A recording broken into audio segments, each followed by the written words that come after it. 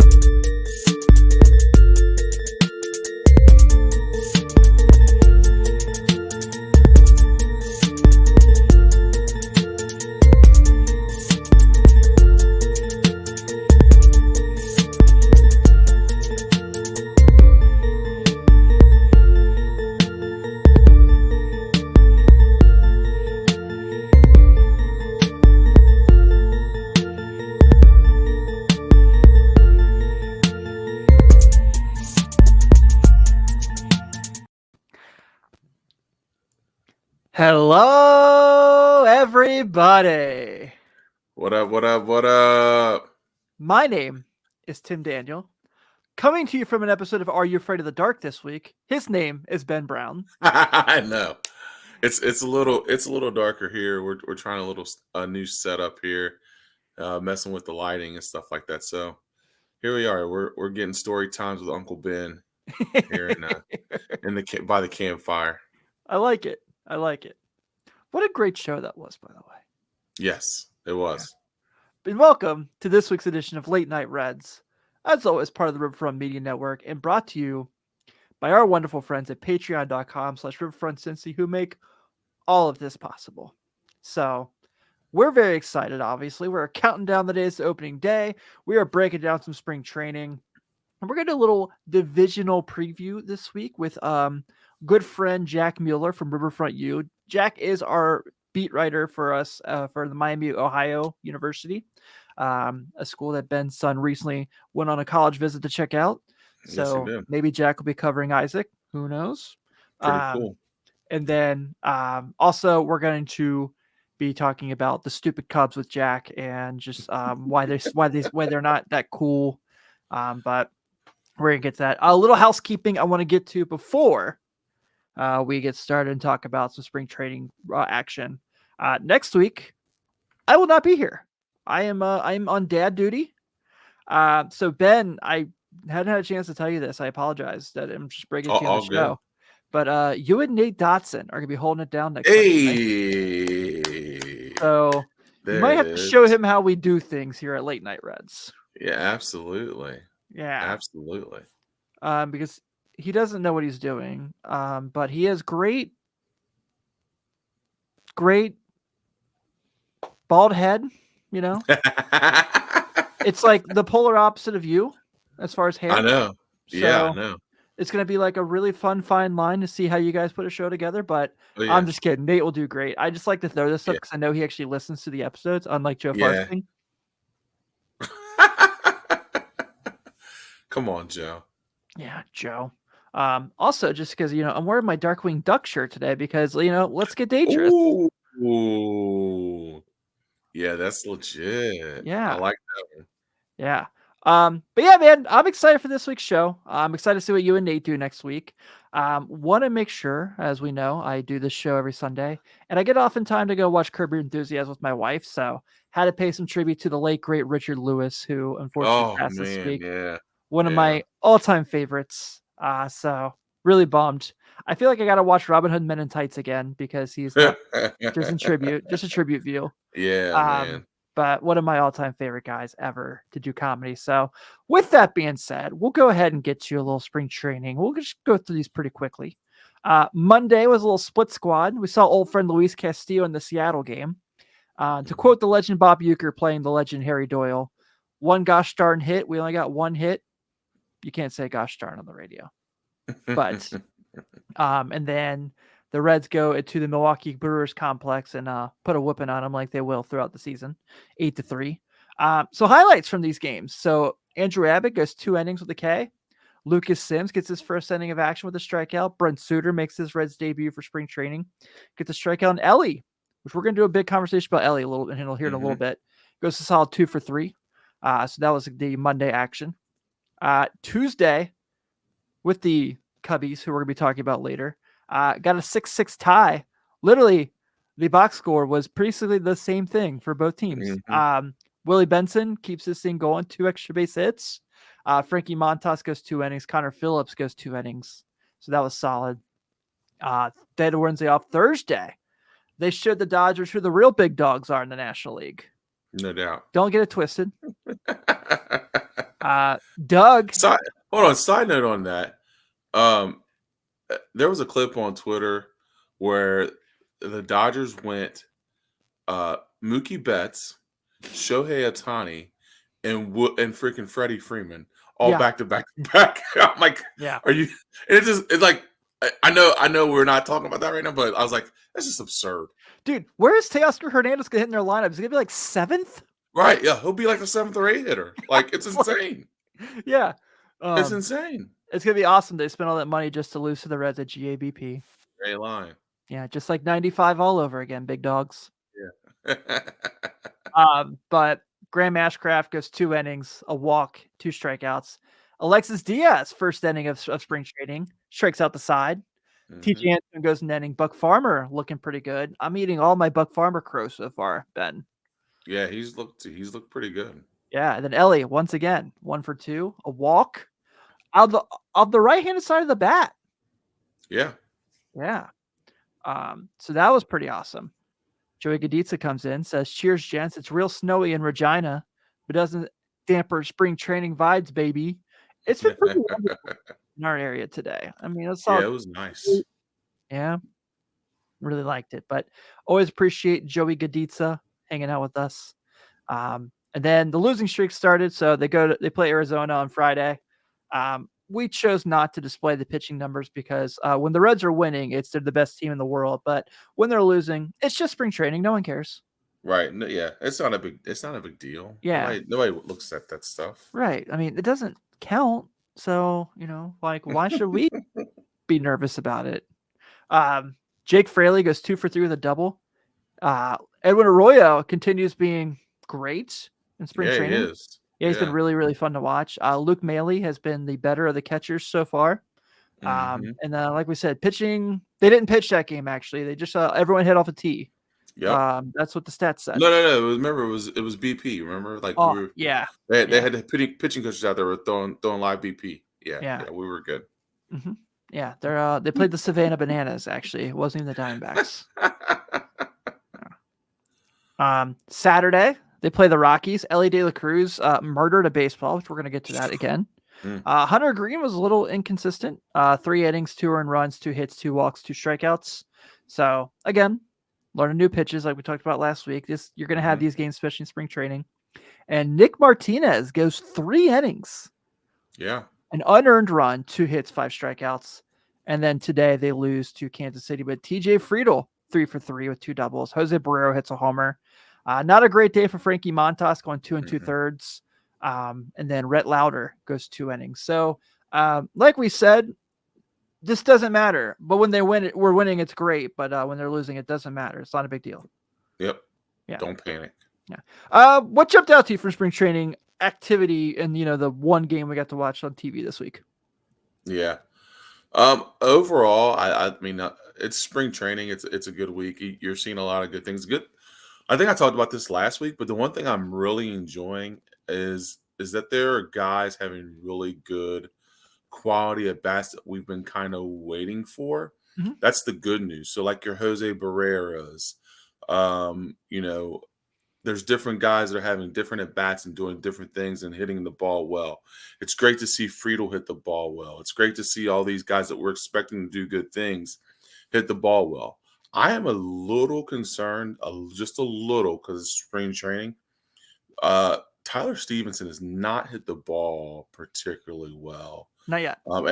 And I'm not. I mean, I'm not saying I'm panicking or anything like that, but he's had a little bit of struggle.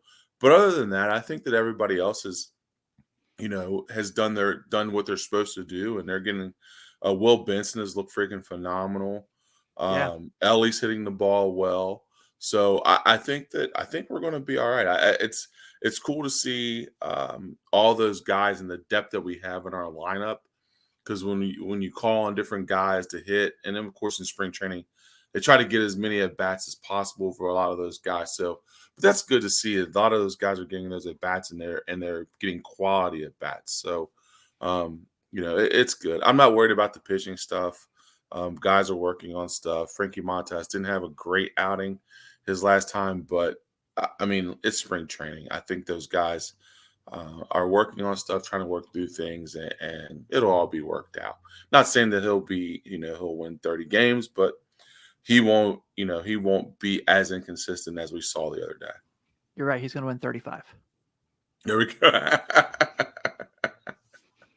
I mean, let's just call it what it is, guys. That would be legit. Yeah, I'm with you. I think at this point, what I'm really happy about, so Friedel hadn't had a hit until today. So that was nice to see him kind of get going. Noelvi Marte made his spring debut yesterday, but 1 for 2. So that was nice. I'm really excited about him this year. Obviously, we've talked about Jeimer Candelario. Like you said, it's a lot of just like finding your swing right now. So I'm not overtly concerned. I think that's going to come as things get going. But we're just kind of breaking through spring training, right? And we're like in the home stretch. We have a couple weeks left of this. Still Cactus League champs 2024, but we let the Dodgers know we're the big dogs, like I mentioned earlier. So we're just gonna leave it at that. All right. Like nothing else happened after the Dodgers game this week. Nope. Nothing. Yeah. Nothing. So Edwin Arroyo, who we know is not going to break camp on the Major League roster, understandably, but getting to the situation where it's like, am I going to have to go down to Louisville just to hang out and see Edwin because he's looking pretty good? Like, are we going to have to make a voyage to the Bat Stadium? Yeah, Louisville Soul Glo-level Stadium. Heck yeah, we'll spend some time in Louisville. Dude, yeah, he's hit the ball really well this spring. And I think we had talked about this a couple weeks ago about when was he going to turn the corner? You know what I mean? It was kind of him and Jose Barrero and those guys we were kind of talking about are those guys that are going to, can we find spots for them? Can we find a batch for them? Right. He's really hit the ball well. Like he's hit the ball really well this spring. So I know he's not going to break camp with us but man, he has looked tremendous at the plate in the spring, and he is going to be fun to watch in Louisville. I think he's definitely worth the 70-mile drive to go watch them play. Yeah, I also just love Louisville, so if it's like an excuse to go down there for a couple hours, I'm down. Oh yeah, going to see the Bats doesn't hurt, obviously. Yeah, I'm with you. I think what you're kind of seeing him do as far as like affecting all aspects of the game so far has been really fun. I mean, he's got a stolen base. I think he has 2 stolen bases now. I could be wrong there. He's getting hits. He's playing awesome defense. For a guy who was kind of like I wouldn't say a throw-in on a trade by any means. He was kind of for the Luis Castillo deal, which I saw Luis Castillo pitch against the Reds on Monday, and that was emotional. George was upset, but still pretty excited about Arroyo, and that was and so everything he's been doing has been really, really fun. There's been some not so fun news though with Nick Lodolo. Yeah. I guess there was a setback a little bit, so that's not ideal. and Mm-mm. that really sucks. So that could really kind of open the door for some of these guys in spring training. I know Brandon Williams did not have his best outing the other day, and he's a No. guy that's kind of back and forth. But never want to hear the news that the guy you are kind of planning on being your second best pitcher, or potentially an ace, not being ready to go. It's not fun. Yeah. It. And Tim, you've seen enough baseball and know enough baseball. When guys start having setbacks this far into their rehab, it usually tends to linger a little bit longer than expected. So that makes me a little bit concerned because, like you said, he's a guy that we were counting on in our rotation to fill a big void in our rotation, and be that kind of 1A 1B. And to hear that he's having a setback and that things aren't progressing as they should, makes me a little nervous. I mean, because he was pretty far along in his rehab stint. I mean, he was working his way to Yeah. BP and all that stuff, and to hear that, it's a little alarming. Yeah, I agree, man. It's certainly kind of discerning for sure. But at that same point, I do feel, thankfully, the depth thing that we've been talking about, how nice that Mhm. is, kind of shows its head here. So that's a Yeah. plus. Bullpen so far, Mhm. I've liked it. I have to. Yeah, I think Suter. I know Suter didn't have his best outing, I think, today. Everyone pitches like randomly in spring training games. I never know. Mhm. There's like 17 guys who pitch a game, so I can't remember if it was today or yesterday, but I know think it was that's today. yeah, and was didn't have, but was solid the other day. Alexis Diaz obviously is gonna do his thing. Lucas Sims has had his up and downs so far in his 2 outings, but you're starting to see this kind of come together. Buck Farmer, like we said, has pitched. His stuff's Actually, looked yeah, really good. Yeah, he's looked really good. I think he also, like we mentioned about last week with Stu Fairchild, he read the tweets. Yeah, he's keeping receipts for sure. Yeah, and He's I think a definitely lot of them are keeping my receipts. tweets. So yeah, Yeah, he's definitely keeping receipts. Maybe he'll come on as a guest. Listen, yeah. I can do a quick check through and delete anything I said about him. Sure, why not? If it means he's gonna come hang on the show. So yeah, no doubt. yeah, I think that's kind of been promising.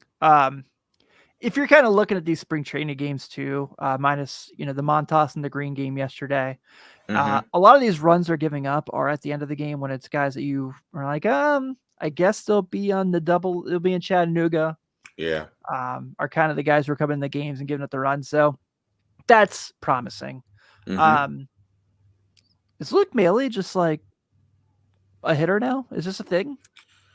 I think there's a thing to be said with being comfortable and familiar with you being where you're at. You know what I mean? So signing that contract in the offseason, knowing that you're going to be playing for your hometown team, knowing that you have a slot, knowing you're going to, get the start every fourth or fifth day, you're going to be the guy. Like there wasn't a whole lot of shuffling in his offseason. With him, I mean, he's played for several different teams. So Yeah. a lot of his off seasons look different where he's shuffling around. He's going to looking for a team. He's getting picked up here, moved there. When you sign a contract and you know that you're going to be at your home base, a place where you want to be, a place where you want to play baseball at, like he's probably going to be a little bit more comfortable and a little bit more familiar with what's going on and how he is. And I think that helps your game. I mean, I think that helps your game to For be sure. able to have that security and not have to worry about, oh, where am I going this year or whatever. So, I mean, big up to him. I mean, I think he's doing a job, and I think he's doing what he's supposed to. I don't know if you remember this, and maybe you do, but is he a Midland kid? Ooh, was Maley a Midland kid? I want to say he was, He might have been. but I He can't was remember. either a Midland or a Flame. I can't remember. He might be a Midland kid. Yeah. For those who don't know, Midland's a select baseball team in the Cincinnati area who has had everyone play for them who's gone on to play. Larkin Jr. Yeah. I mean, just to name a few. We also have the Canadian reunion going on in our chat right now between Gaditza and Dan's here. They're Okay. like, oh, it's snowing in Canada, but we're going to go hang out on Late Night Reds with the guys, and we Yes, appreciate you. we definitely appreciate it. Yeah. So we should have Jack coming on here in about 10 minutes. We're going to talk about the Cubs with him and kind of get his thoughts on their offseason, how they project. We're going to talk about that. But let's get to it, man. Mhm. So I was going to play the clip of Elly's home run, but after Will Benson's clip last week, we got a big no-no from the wonderful people at YouTube. So watch it on your phone, people. Our bad, YouTube. Yeah. Our bad. Got an email Monday morning from Nate, and that's never a good thing. Yeah, our bad.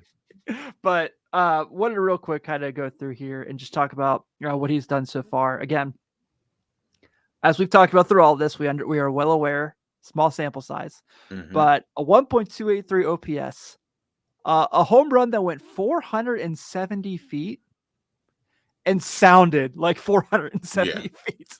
Sound like you hit it 5'10". I mean, he crushed it. Two runs batted in, 3 walks, 5 hits. Does have 5 strikeouts, but 3 of those were in one game. So I'm going to give a pass there. And 3 runs scored. And so I don't know how much you've seen of him between the games that were on TV, that clip they showed yesterday. Mhm. One thing that I really noticed, and I'm kind of curious your thoughts on this as well. You can see where he's fixed some things in his swing, right? His mechanics, he's much quicker to the ball. And that could all change just for the season going on. But you just look more thorough. It looked more direct. I have been, obviously we're not surprised by this because all of us feel like if he, if he clicks it together, he's, the best player in the world, if it all comes together as it should. But also just to see just the impressiveness of, all right, so things didn't go my way between July and September last year. I know I have to get better. And let's start immediately. Let's hang out with Juan Soto, who is one of the best hitters in the world, and see what he does, and I'll learn from him. But yeah, I mean, overall, like what you've seen, if anything, what have you kind of taken away from not only like his swing is more compact, his working counts. Like I said, he had a walk on the right side of the bat the other day. Like very, very impressed so far with just kind of seeing his maturation. Yeah, I think that's probably been the 2 biggest things, is watching him work a count. He's becoming very selective about the pitches he swings at. They had something up on Twitter. He had a little tweak to his stance, where he's sitting his hands and where he's getting to the ball. You bring up a great point. He's not nearly as long to the ball as he was towards the end of last year, and when he came up, he's more compact. And I think a lot of that too shows not only just his natural ability, but his wanting and his growth to get better. Yeah. I think he wants to be the best player in the world. I think that there's, when he's goes in the offseason and gets advice from Juan Soto, he's playing in other leagues in the winter and doing all these other things. I think he knows his potential. And I think that all is going to stem from him wanting to be great. And I think that that's just his natural God-given abilities. I think that what he does and what he's able to do is just so impressive. I mean, a guy that can run like that, a guy that can hit a ball that far, a guy that can play the field the way he does. He's always a threat on the bases. You start adding in being able to work pitch counts, draw walks, get on base, high OPS, high on base percentage. You start adding all those things together. And I mean, he becomes a just top tier threat on all levels. So to see him do that now, like we said, it's a small sample size, but you can see the work that he's put in the offseason, and you can see the work that he's put in, shortening his swing, switching his stance, working counts, things like that. I mean, you can see all the work he's put in. And then that's not to say he's not going to have laws, and he's not going to have slumps. It's baseball. Baseball is Right. a humbling game. But to see him have the second half of the season that he had and know that he had the work that he had to do to put in this offseason is really cool to see in this small sample size of spring training. Yeah, man. I think that that's kind of the thing is just everything that's coming together. And like you said, he's definitely gonna have laws. I'm not going in Mhm. here talking like he's a complete product by any means. Do I think he can be better? Yes, but I feel like year 4, year 5 is when it's going to be Mhm. ultimate Elly. So I Mhm. think this is just kind of putting the pieces together still and becoming the player he is. But man, just kind of seeing immediately how much quicker he got better is really impressive. Um, that home run. So the clips that are going around between the one the Red showed, the one that went kind of viral with the guy who was behind the plate, just like Mhm. you said, like it sounded like a shotgun coming off the Yeah. bat. Like it was Yeah. anytime you It get to was see crushed. this around the base pass, you know it's a good moment. So yeah, I love it. And then Joey kind of talked about it, said Willie B has been the most fun player so far.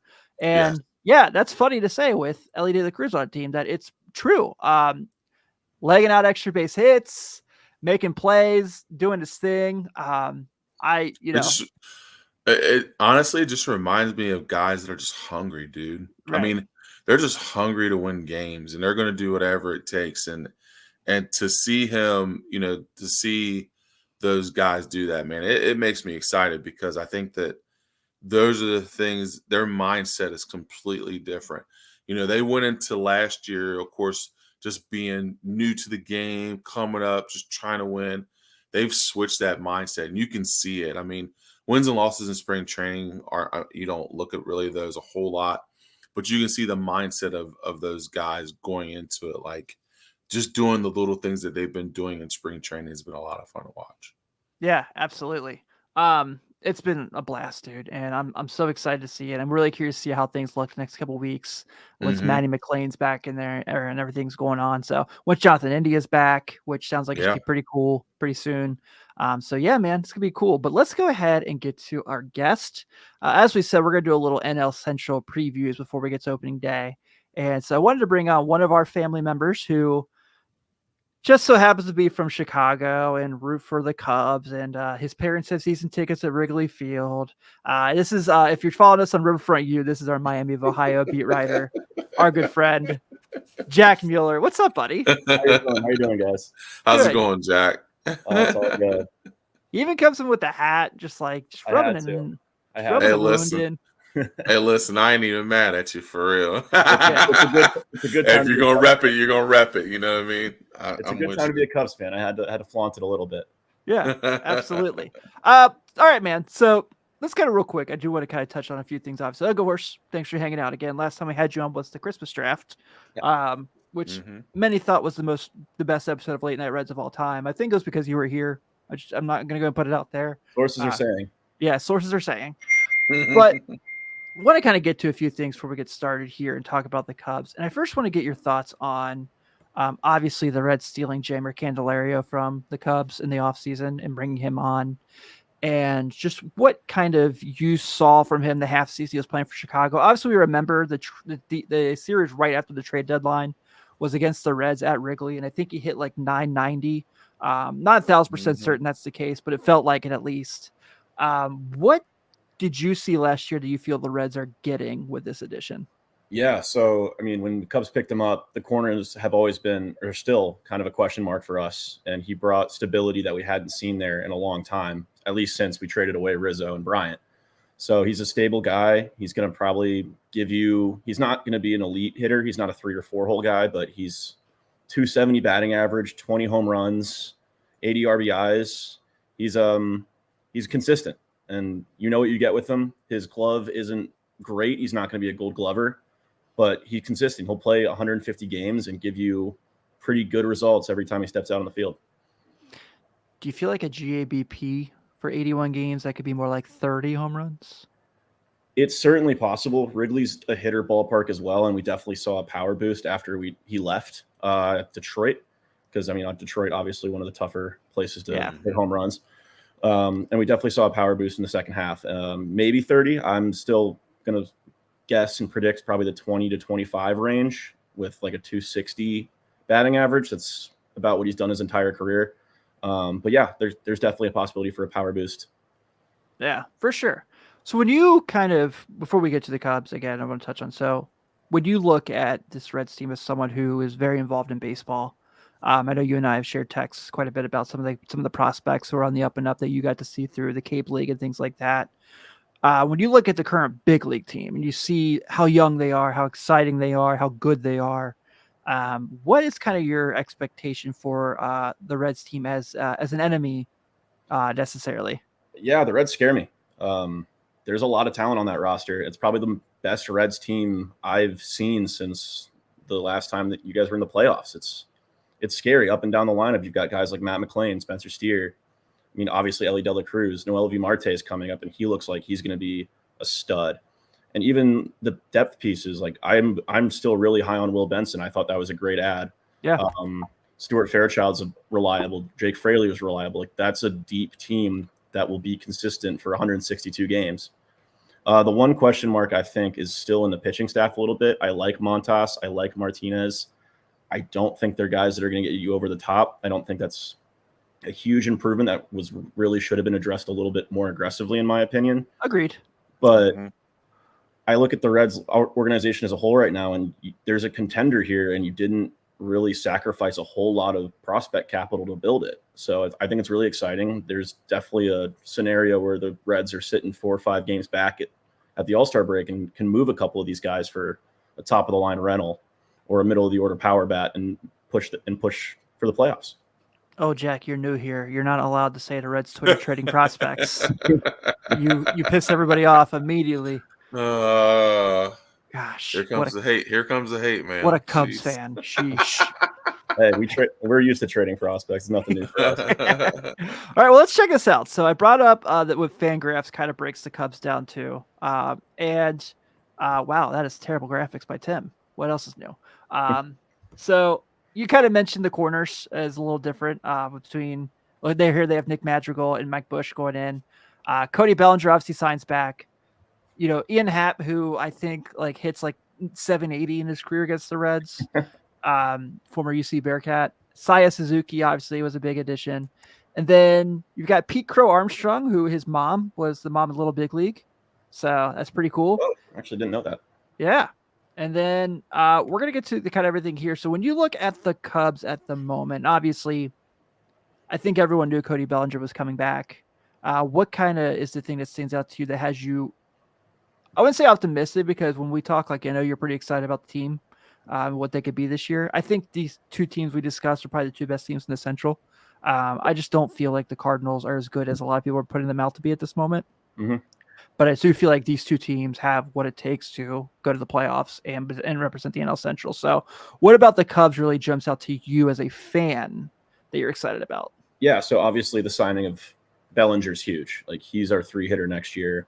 He was our MVP candidate last year. He was our star, and we needed him back. This team was not going to be anywhere close to competing without that 3-hitter, whoever that would have been. I know we were linked to Shohei earlier in the year, but we needed someone to bring stability to that spot in the lineup, and Cody Bellinger does exactly that. I'm kind of predicting a regression a little bit. I don't think his 330 pace was sustainable, but I definitely see him being a guy that can play 155 games there and give us 35 homer power, which is something that Cubs have been sorely missing ever since that faded trade deadline where we traded away our entire team. The one question mark remains is that the corners. Michael Bush is a good buy low ad, and we also got Yency Almonte, who will slot really nicely into the bullpen. Those are great ads. I don't think it was enough. I think Michael Bush has a lot of bust potential there. He's a 26-year-old rookie, so I don't love that. Nick Madrigal, you know what you get with him. He's contact slap hitter, gets on base, not a great runner. I really question his arm at third. So I would have liked to see a move made there. If I was the Cubs GM in some dream world, I would have Cody playing first and start the season with Pete Crow and just let him figure it out. Let him see the struggles, let him go through it, and hopefully he sticks. But obviously I don't think that's going to happen. I think Cody starts the year in center. So we'll rock with Michael Bush and Nick Madrigal, which doesn't fill me with a whole lot of confidence, but I think the lineup makes up for it. So yeah. Yeah, and the pitching looks okay. Shota's a big ad. We needed stability. We needed a guy who could eat innings. We saw what happened last year when we lost guys to injury. When Stroman went down, we really struggled to get the spot starts to pick him up. We had some guys like Caleb Killian come up and Wesnesty, who were okay, but not top of the line guys. Shota brings a stability to that middle of the rotation that we really desperately needed. And I think he's probably going to be the best addition for us going into the season. How excited do you feel like Kyle Hendricks is that Joey Votto is not in a Reds uniform at the moment? I think he's over the moon. I watched his spring training start. What day was that? I think it was a couple days ago. I don't remember exactly when. Was it against the Reds? I think it was. It might have been. Yeah. I think you're right. He looked pretty good. I mean, for a 34-year-old, he's still chugging along and still getting the changeup down, still topping out at maybe 87 miles an hour, but it keeps working for him. So, yeah, but he's got to be thrilled that Joey's not there, because those were some tough at-bats. We did get a question in the chat from our friend Sydney, and she wants to know why is streamer being slow today? There we go. Any idea why Mash Mervis is getting more of a big league shot? I mean, I don't have a good answer. I wish he had more of a longer lead in his last cup of coffee in the big leagues. He's looked pretty good in spring training. I saw a list on Twitter where I'm pretty sure he's in the top 10 for OPS during spring ball so far. And he's been hitting the ball hard. I think the big question mark with him is that he's going to be a 3 true outcome guy. In my opinion, I think he's going to be a homer, walker, strikeout guy. And the Cubs lineup can't really afford that right now. I still think he'll pan out. I still think he's probably a great option at first base should Bush or Madrigal work out. I still think Michael Bush will end up playing third for us this year, and either Cody or Mervis will end up in that first base role. But yeah, the stats speak for themselves. His first cup of coffee in the bigs was not a pretty sight. So I think the Cubs are just trying to be patient with him. I don't think his time in the majors is done. No, I hear you. Ben, you got any Cub questions you want to get to our good friend here? Well, I mean, my biggest question, I think you kind of hit on, is their starting pitching. I know that was kind of a something that they were looking for in the offseason. And I know that you talked about Iwo in the on the back half of that rotation. But what do you think of your top 3 guys, which I believe would be Hendricks, Talion, and what was the other one? It'd be Justin Steele. Steele. There we go. Yeah, he's good. So what do you think about the top 3 of your rotation? I think Imanaga gets in above Hendricks. I think Hendricks starts the season as our 4th guy. But yeah, the top 3 that you mentioned, they're good, they're serviceable, and you know what you get with them. I mean, Steele was in the Cy Young talk last year, so yeah, he's great. I think it worries me that he's a 2-pitch guy. He's pretty much exclusively fastball slider, which can get you into trouble sometimes. But he's got an outlier fastball that's basically a cutter. So I think it makes it a little tougher for hitters to read. My issue with those guys is that we know what the ceiling is.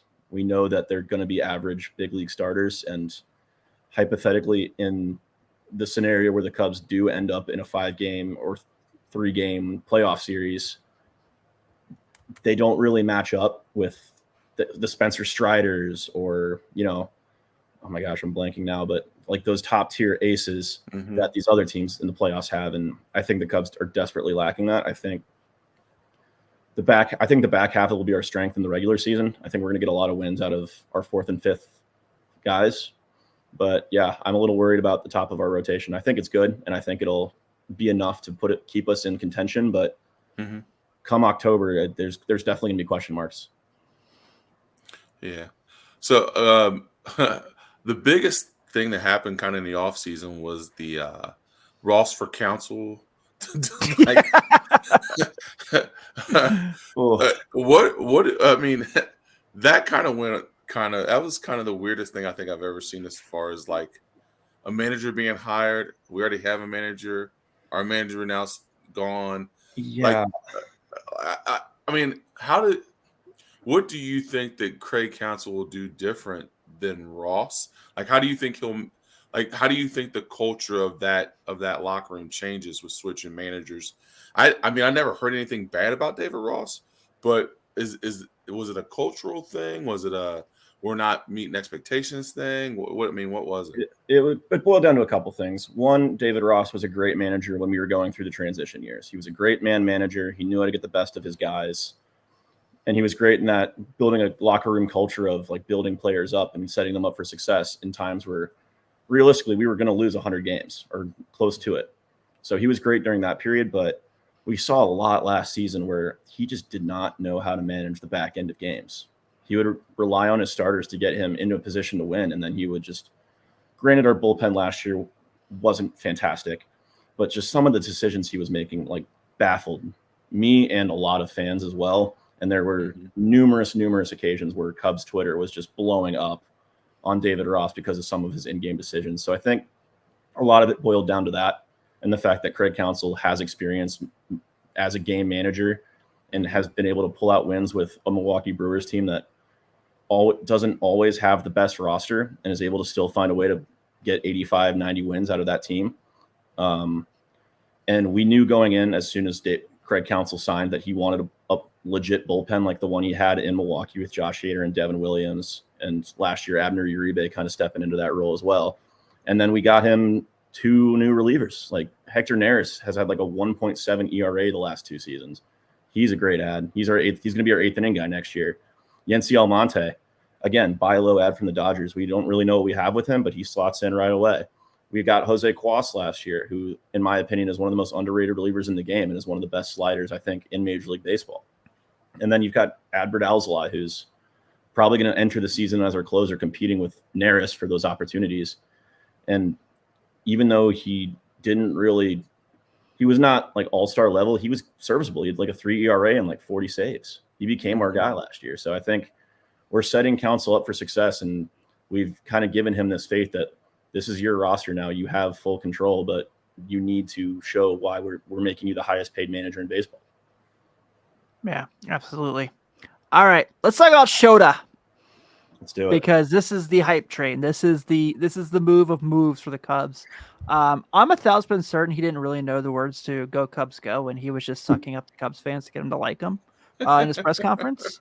But it worked. So credit. You mentioned it. Obviously, a guy who is there to eat up innings. Was up there amongst the elite international pitchers that were available, and obviously, we've seen the Cubs have success with bringing international signings in the past.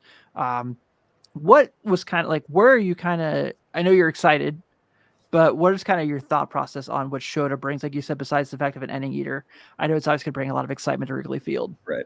So going back in time to like the offseason, when the offseason was starting, the Cubs were deeply involved in the Shohei negotiations. And it kind of sounded like we were in on the Yamamoto deal as well. So losing out on both of those guys hurt. But at the end, you look at the deal that the Cubs made for Imanaga, and it's very team-friendly for a guy that may be an all-star level pitcher. Yeah. Again, we don't know what we have with him yet. It's still, early March.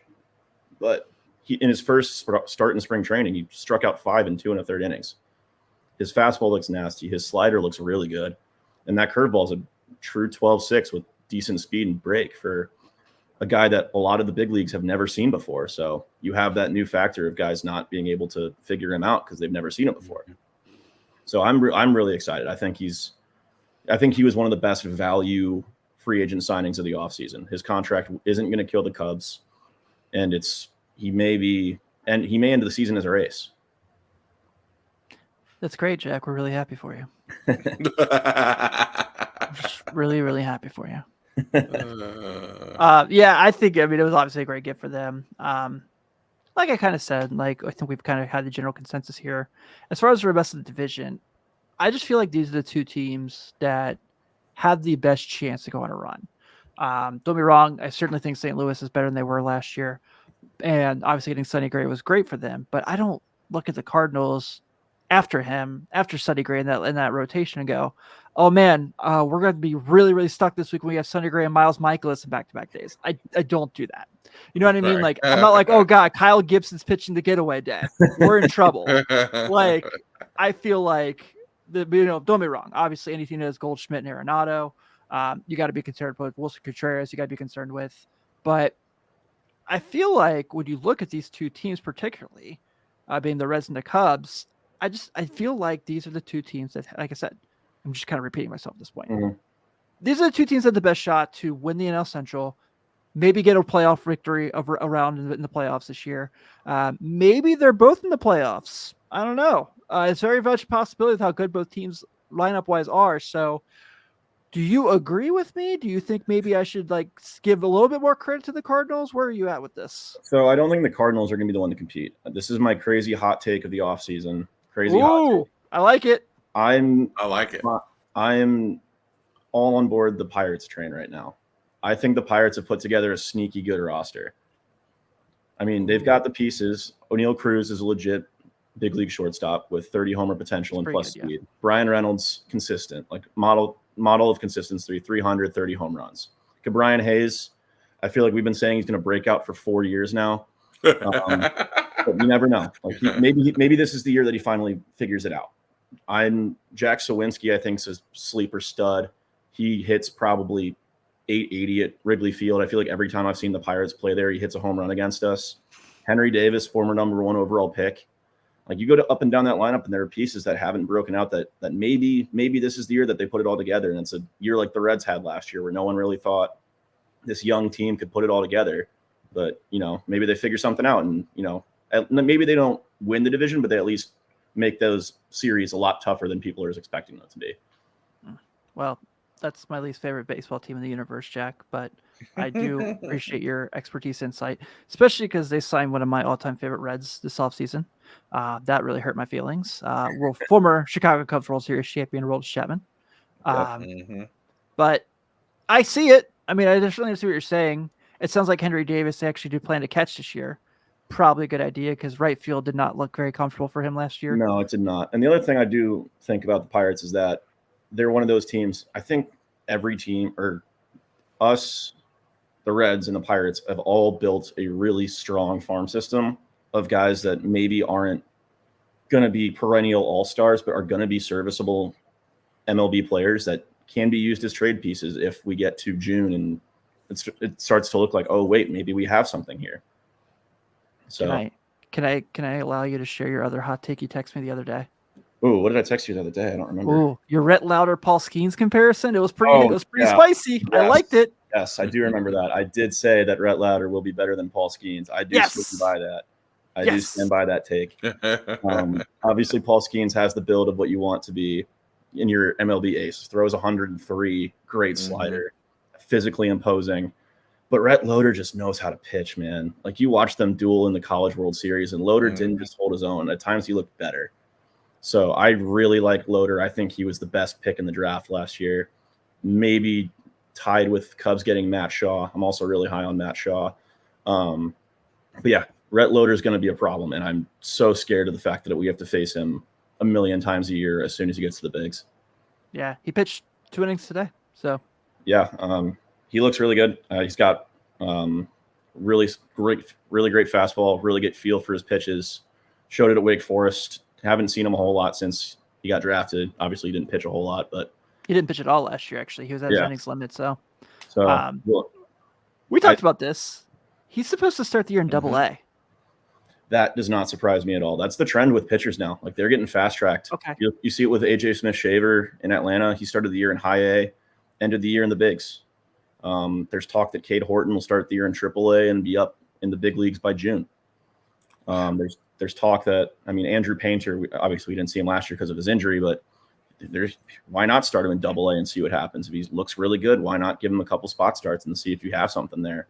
That's what teams have been doing with their top pitching prospects now is why waste time in the minors, especially with the new prospect incentive in the draft. There's no reason to keep them down there if they're proven that they're ready.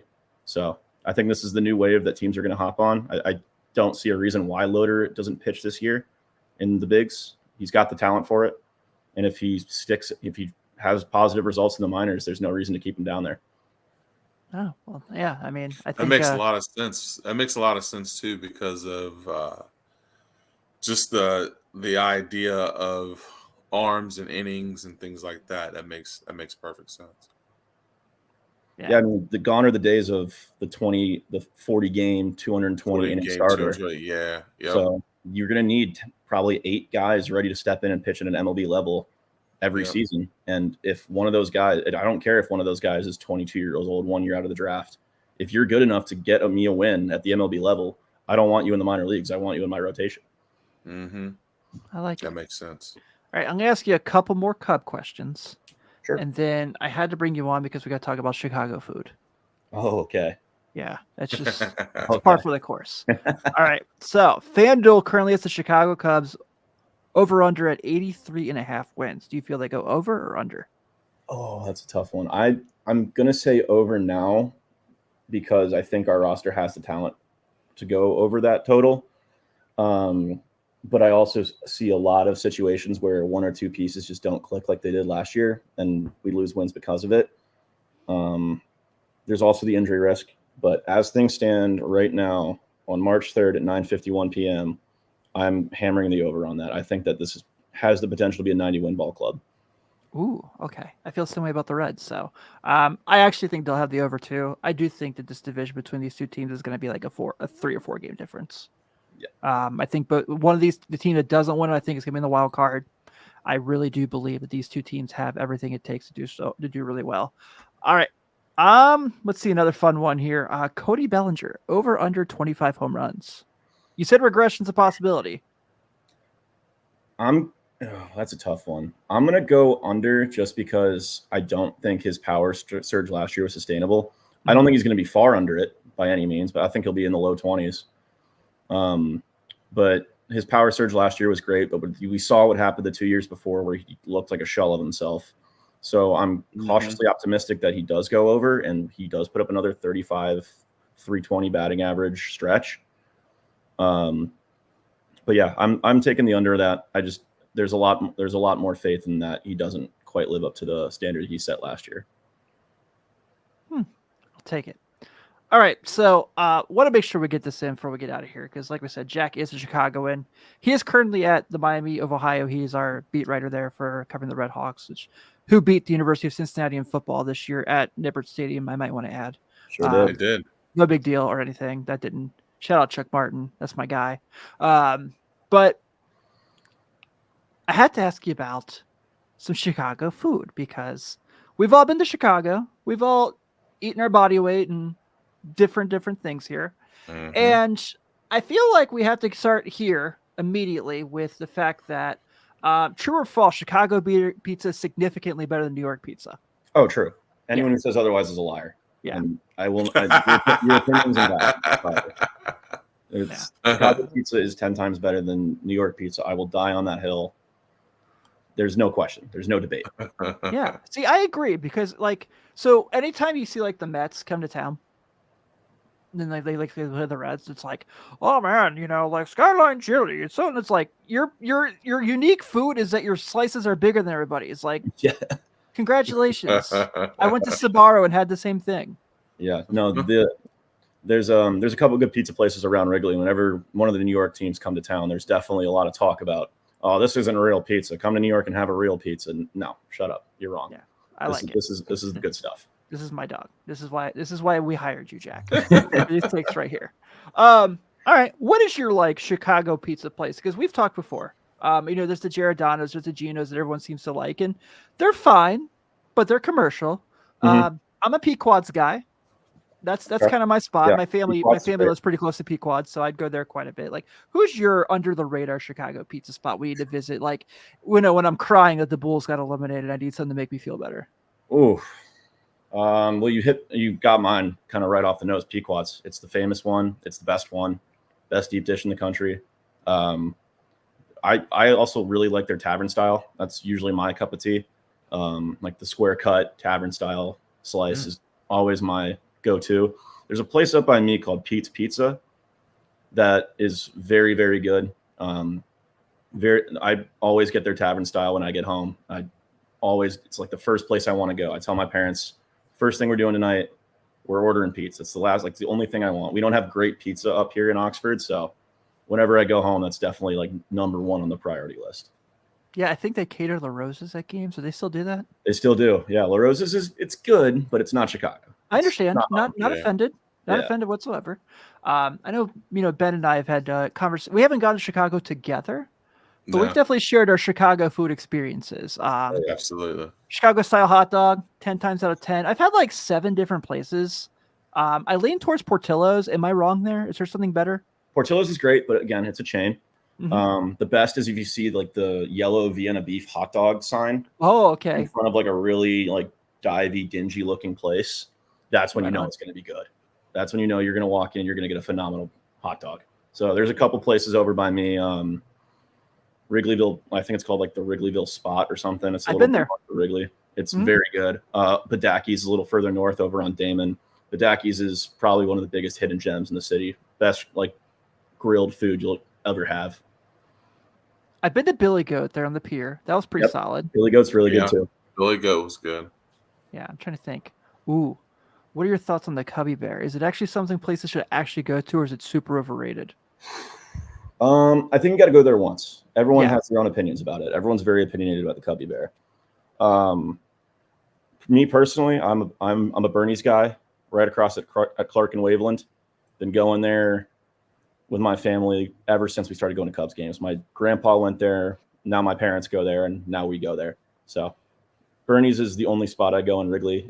Obviously, like if I'm on a night out with friends, Sluggers is always there. The batting cages are always a good time.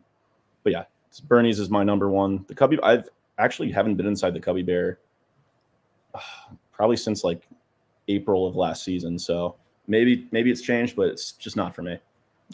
I'll tell you guys a cool story. So my first time I went to Wrigley was like September 2011. I may have told us in the show. It was like September 2011. Both teams were like way out of it. Like it was. So to put in context, I got tickets behind home plate at Wrigley Field for $4 off of StubHub. That's like what we're talking about here, right? Like Yep. this is like the 100 loss season Cubs. This is like the Reds team that was this close to they just couldn't put it together to win the Central kind of thing. But it was September. Darwin Barney days. Yeah. Yeah, exactly. Like right before Rizzo like became Yeah. Rizzo kind of thing. And so I like go sit on the first baseline and there's these Reds fans there. I'm like, all right, cool. There's some of us there. That's great. And like they start trying to start fights with Cubs fans. And I'm like, hey, no, I'm out. I'm out. Yeah.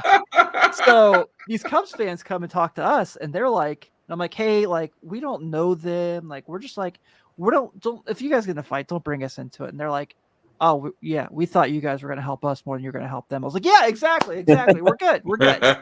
So no fights ended up happening, thankfully, but they took us out on the town and like took us to a few different places, Wrigleyville. We're like, hey, if you want to check this out, check this out. These places are cool. These places are way too commercial. Like, don't do like, and it made me realize the Cubs fans in Chicago are phenomenal. I love going up there for games, but why is it their jerk faces McGee's when they come here? That's a great question. I can't defend Cubs fans' actions away from home. But I will say we're a very hospitable home ballpark. But yeah, we too tend to get a bit obnoxious when we go on the road. I've been guilty of that, so I'll hold my hands up. But yeah, I definitely can attest to the whole fights thing. I used to work as an usher at Wrigley during high school, so I saw my fair share of incidents during my brief time as a guest service associate.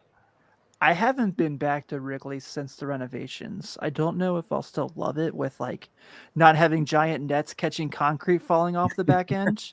That was just like, so charming that it was so like in bad shape. So I don't know if I like this new nice Habs bullpens Wrigley Field. I don't know if it's for me. I will say it. Like, yes, the renovations did take away some of the old ballpark charm, but they did a really good job of maintaining the feel that you get when you go to Wrigley. They did a really great job of keeping that like the exposed brick and that like kind of dark vibe you get in the concourse. It's all still like that. It's just a little bit nicer and there's a lot more space. So for the fan experiences, especially for like tourists coming in, it's a lot nicer for them. Like for me, like I don't really care. I go in the gate and go sit in my seat. Like, I don't need to do all the fan experience stuff, but it's definitely an improvement. It was definitely needed. Like, yes, it does take away some of the charm, but it's still a really fun place to go watch a game. Yeah, I agree. I'll get back at some point. I really want to take my daughter when she's older. Mm-hmm. I know that's like kind of her thing. So I just took her to her first basketball game. I talked about this on one of the other shows. Took her to see UConn women's play, and she paid attention the whole time. So I was like, I got a shot. I got a shot. He's like 13 months, so perfect. Well, Jack, you have been an excellent addition to the Riverfront. We're all definitely appreciative of everything you've done for us covering Miami, making sure I don't have to drive to Oxford every week. I'm very appreciative of that. But Ben might have to drive to Oxford every week soon. Maybe. Let me know if you're up here. Yeah. Absolutely. Before we get out of here, though, for anyone who wants to shout out whether they want to talk Reds Cubs with you or see some of your writing, like, I don't know, when Miami of Ohio beats UC in football, where can they find you? I'm on Twitter. My @'s in the description here. All my work's also posted on the Riverfront U accounts. But yeah, I'm very active on Twitter. Feel free to reach out with any questions, see my work. Yeah, that's the main place I'll be. Perfect. Well, hey, guys, we're going to wrap up this week's edition of Late Night Reds, as always, here on the Riverfront. So thank you all again, as always, for tuning in, hanging out. All your comments is definitely appreciated. Like we said, next week, it'll be Nate filling in for me with Ben. I'm sure Chad was probably asked to do it, but it was Oscars night, and Chad doesn't talk to anybody on Oscars night. So he's like not going to do it. But thank you all again. Like I said, if this is your first time checking us out, come hang with us during the season. We're going to have a lot of fun conversation going on. So on behalf of Ben, this is Tim Daniel. Have a good night, everyone. We'll see you all soon. See you guys.